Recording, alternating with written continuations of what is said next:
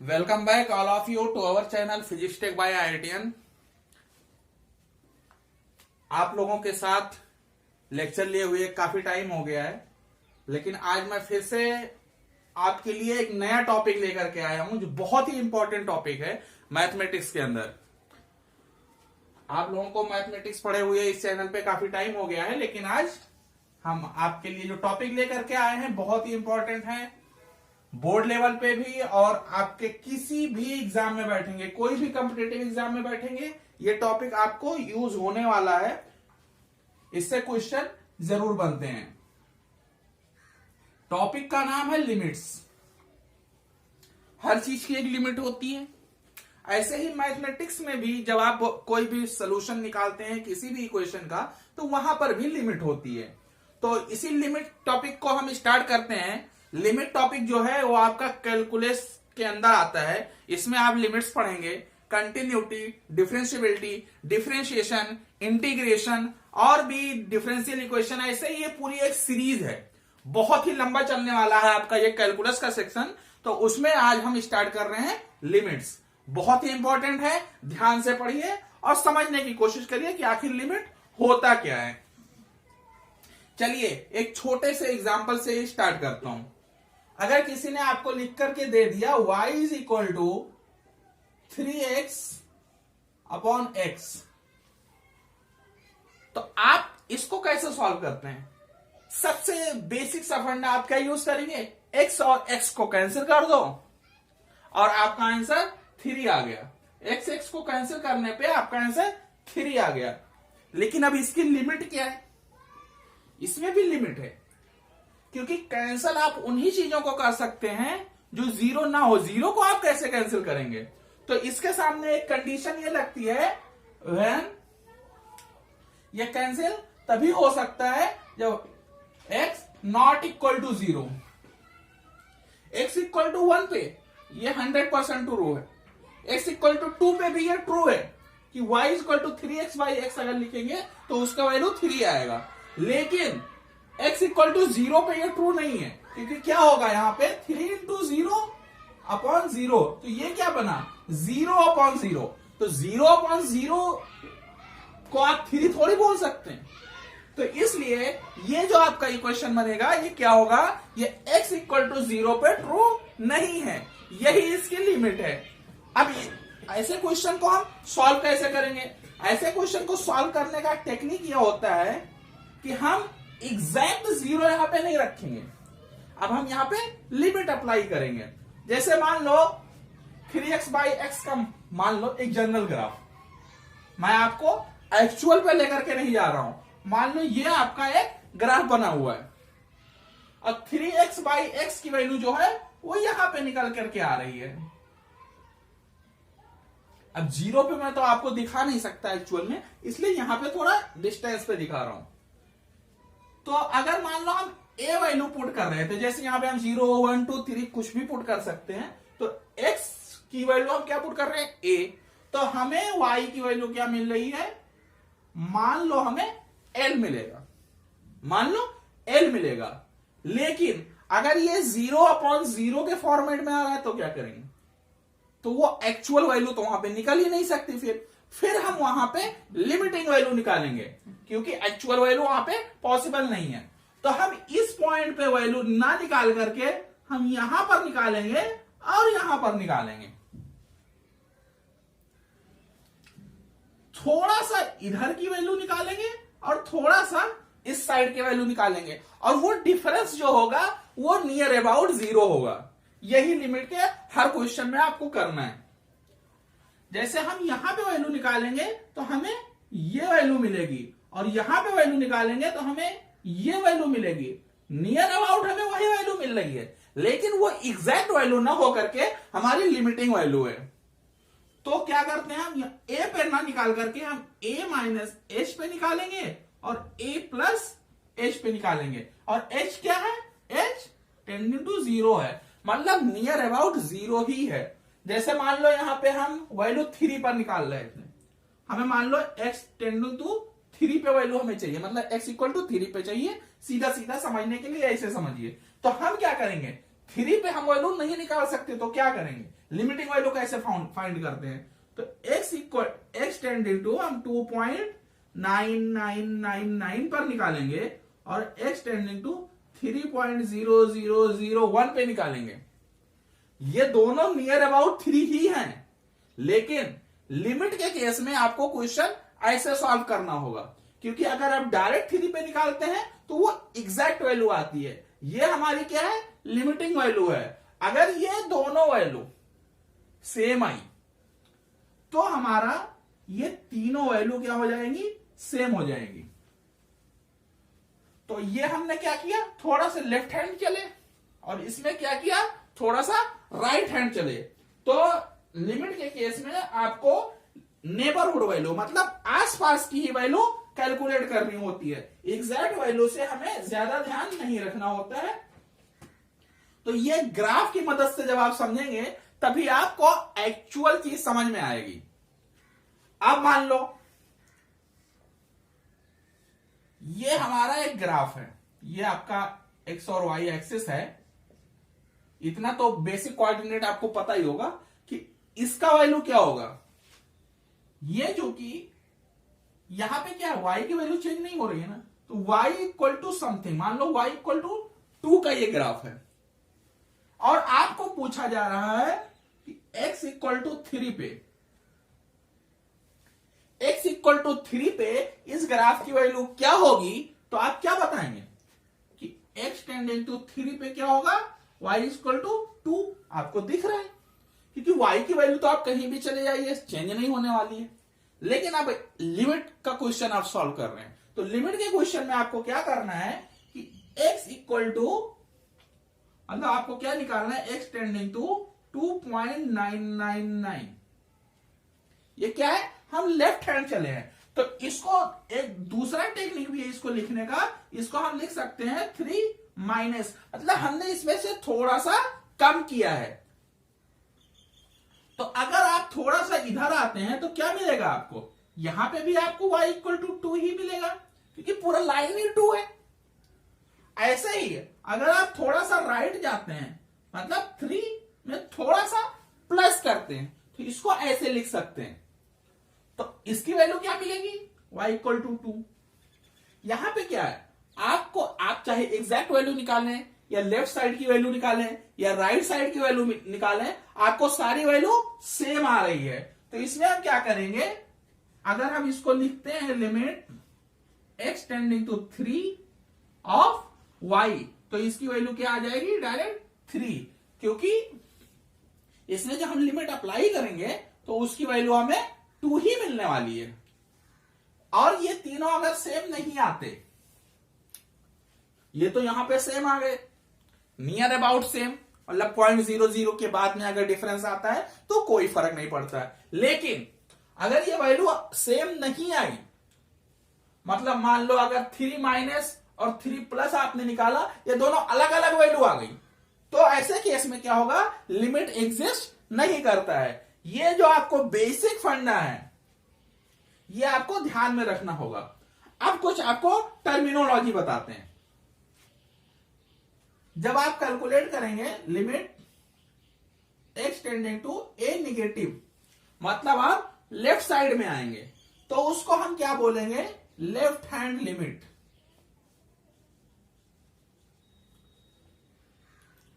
Left hand limit. और जब आप वही राइट साइड में जाएंगे, मतलब a में थोड़ा सा प्लस करेंगे, तो उसको बोलेंगे right hand limit. Right hand limit. अब देखो, अगर if LHL equal to RHL equal to function at A, मतलब उस पॉइंट पे जो फंक्शन है ये वैल्यू अगर सेम आई तो क्या हो गया? अगर ये सेम हो गया तो limit x tending to A of fx, अगर मान लो इसकी वैल्यू L आती है तो इसकी वैल्यू क्या हो जाएगी? L। लेकिन अगर LHL not equal to RHL हो गया, या फिर not equal to F of A हो गया, तो क्या हो गया, लिमिट डज नॉट एग्जिस्ट। मैंने आपको लिमिट का ये जो टॉपिक है, इसका जो बेसिक फंडा है वो बहुत ही बेसिक से स्टार्ट किया है, और आपको ये अभी मैंने एक ही पेज समझ लीजिए लिखा है, लेकिन इसमें आपको मैंने जो कॉन्सेप्ट दिया है वो आपको बड़े से बड़े क्वेश्चन सॉल्व करवाने में बहुत हेल्प करेगा। सबसे पहला बात क्या होगा, 0/0 नहीं बनने देना है। अगर ऐसा बन रहा है तो वहां पे लिमिटिंग केस से ही क्वेश्चन सॉल्व हो सकता है। और फिर अगर उससे थोड़ा कम वाली वैल्यू लेते हैं, मतलब a माइनस एच पे आते हैं, या इसको हम a माइनस भी लिख सकते हैं, इसको a प्लस भी लिख सकते हैं। तो अगर लेफ्ट हैंड में आ रहे हैं मतलब माइनस कर रहे हैं, तो उसको क्या बोलेंगे, लेफ्ट हैंड लिमिट। अगर राइट साइड जा रहे हैं मतलब थोड़ा सा प्लस कर रहे हैं, तो उसको क्या बोलेंगे, राइट हैंड लिमिट। अगर ये दोनों इक्वल नहीं आते हैं, या फिर फंक्शन उस पॉइंट पे वो इक्वल नहीं आता इन सबके, तो क्या होगा, लिमिट एग्जिस्ट नहीं करेगा। लेकिन अगर सब सेम आ जाते हैं और कोई एक फाइनाइट वैल्यू आती है, मतलब वैल्यू निकल के आ रही है, तो आपका क्या होगा, लिमिट उस पॉइंट पे जो वैल्यू होगी वो उसी के इक्वल हो जाएगी। तो उम्मीद करते हैं आपको इतना समझ में आ गया होगा। और जिन्होंने अभी तक हमारे चैनल को सब्सक्राइब नहीं किया है वो जरूर सब्सक्राइब कर लें, ताकि आपको जो भी नए नए वीडियोस यहां पे अपलोड होते हैं वो आपको नोटिफिकेशन के थ्रू मिल सके, और आप उस टॉपिक पे अपनी तैयारी को और मजबूत कर सकें, ताकि आपको आने वाले एग्जाम में काफी फायदा हो। लिमिट अभी हमने स्टार्ट किया है, बहुत ही लंबा टॉपिक है, लिमिट चलेगा, फिर कंटिन्यूटी पे आएंगे, लेकिन आपको एक एक पॉइंट को इसमें ध्यान में रखना होगा।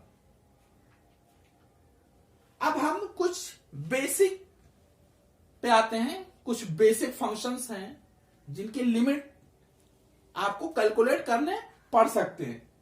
तो बेसिक फंक्शन में हम मेनली दो ही फंक्शन की बात करेंगे, एक ग्रेटेस्ट इंटीजर फंक्शन और एक फ्रैक्शनल पार्ट।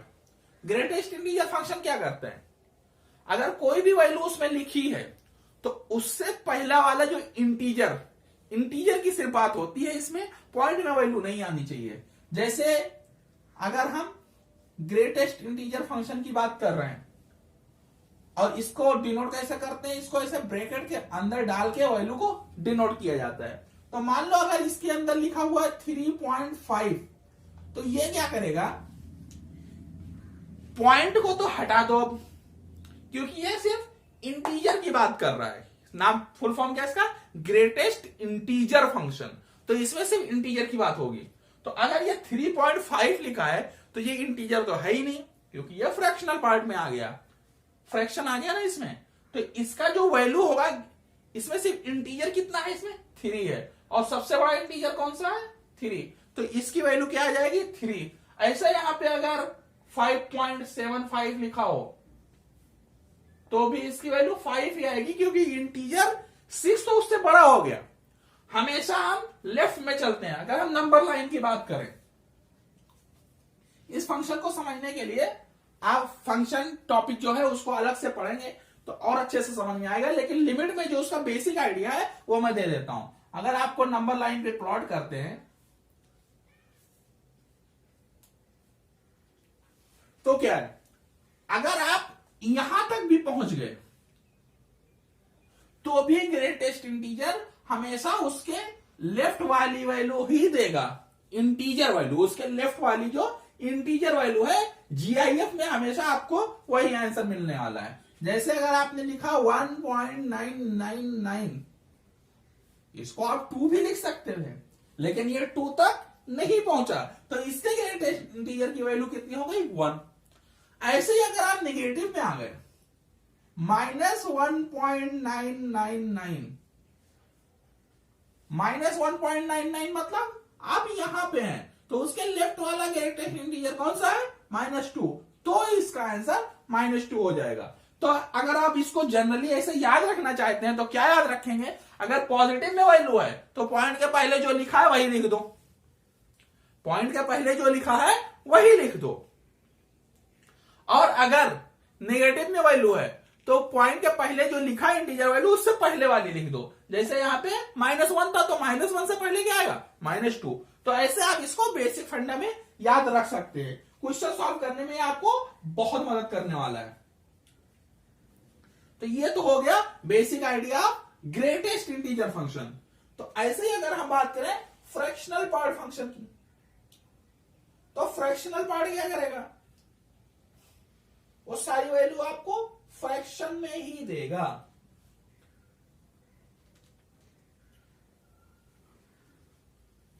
तो फ्रैक्शनल पार्ट में क्या होगा, आपको 0 मिलेगा या तो 1 मिलेगा। फ्रैक्शनल पार्ट है तो हमेशा आपको वैल्यू 0 ही मिलने वाली है।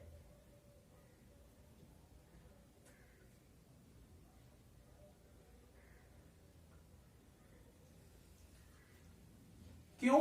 क्योंकि फ्रैक्शन की बात कर रहे हैं। अगर आपने लिखा 0.525 तो ये क्या है, फ्रैक्शन है।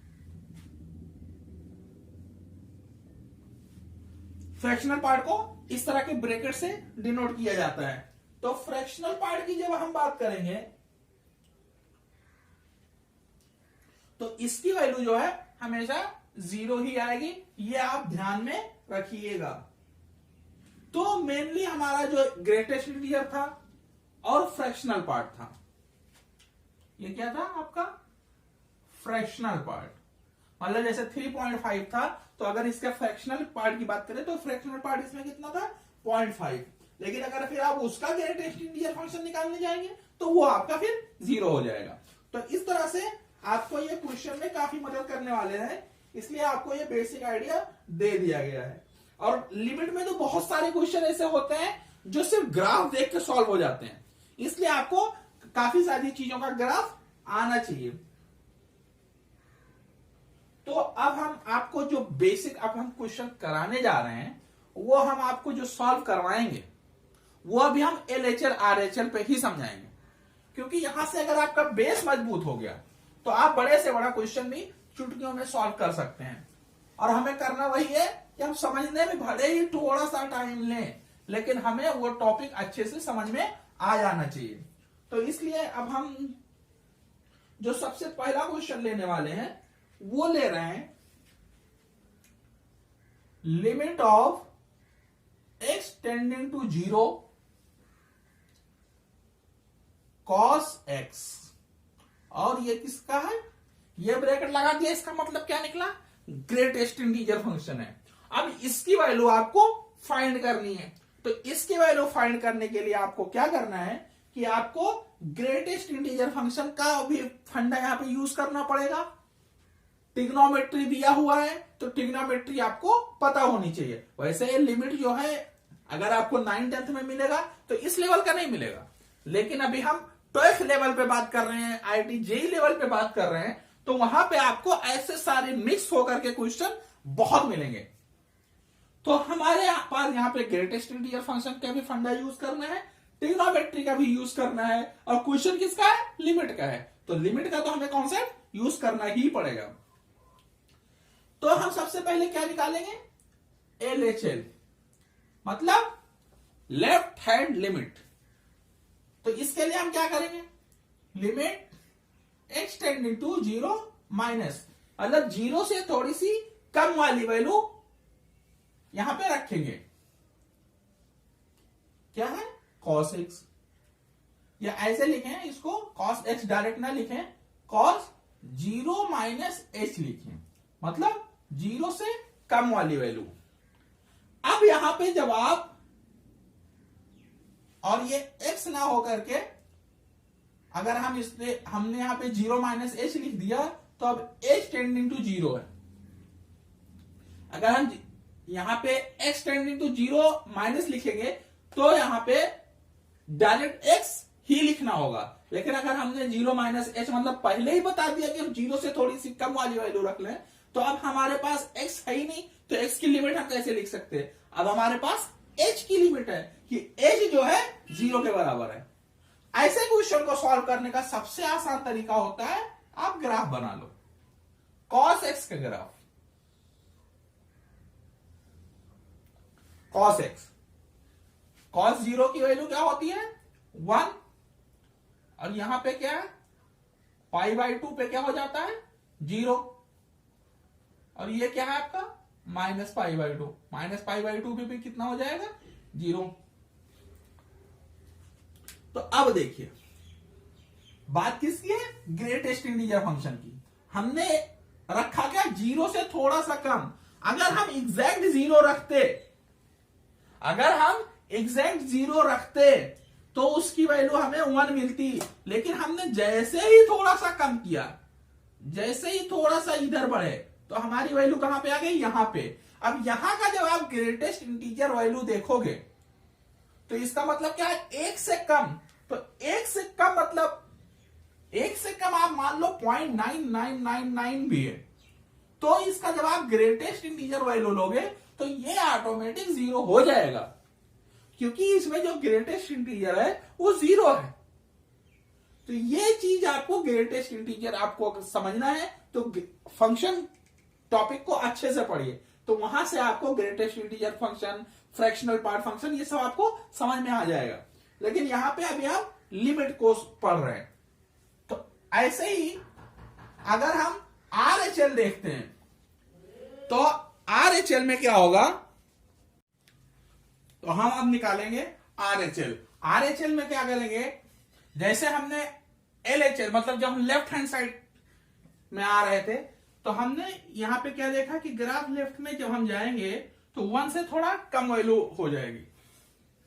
तो RHL को लिखते कैसे हैं, लिमिट h टेंडिंग टू 0, और ये क्या हमारा ग्रेटेस्ट इंटीजर फंक्शन। ऐसे अब हमारा क्या हो जाएगा 0 + h।